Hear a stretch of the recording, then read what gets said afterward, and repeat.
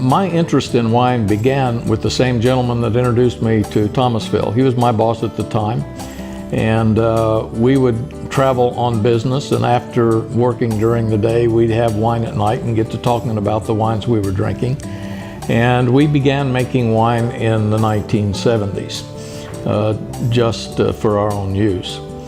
And then when we bought the property in 2000, not only did we have to do a lot of restoration of the house, but much of the grounds had been abandoned as well.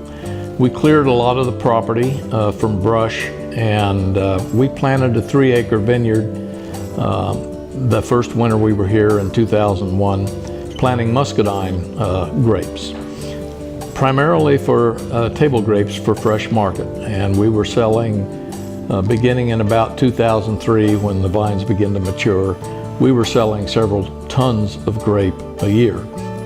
At that time, I began home winemaking, and enjoyed doing that, and perfected the techniques to the point I was making a wine that my friends and I were really enjoying, and decided to do it on a commercial basis. The decision to go from home winemaking to doing it commercially was kind of a drawn-out decision. It came with the improving quality of the wines. You can make wines from recipes, and a lot of people do, but to make a high-quality wine requires a lot of measurements and testing, requires a little bit of knowledge of chemistry. I was doing a lot of reading, and it wasn't until I really started getting comfortable with the process and making high-quality wines that I decided to do it commercially. We're still making wine primarily from muscadine. We have planted some experimental vines of some other types of grapes, but muscadines just love to grow in this area.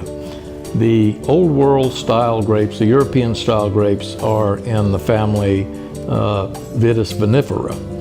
And all of the wines that you commonly think of as table wines, such as Cabernet and Chardonnay and Pinot Grigio and so forth, they're all from that old European style and family of wines. They were imported to the United States and tried, but basically the process failed on the East Coast.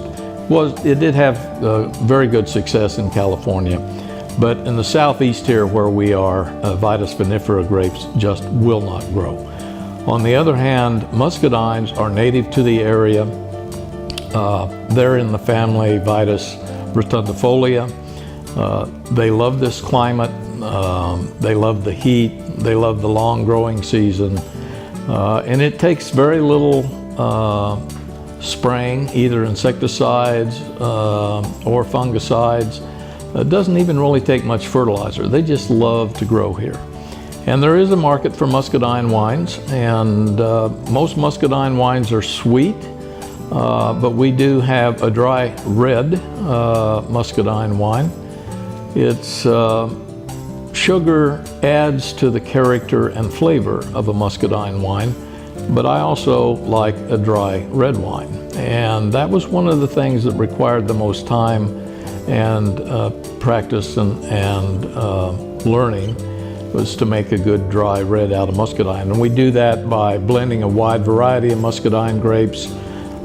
Sometimes we'll blend in just a tad of vinifera grape made from juice, and finally came up with one that that I like and my friends like, and we call it Plantation Red.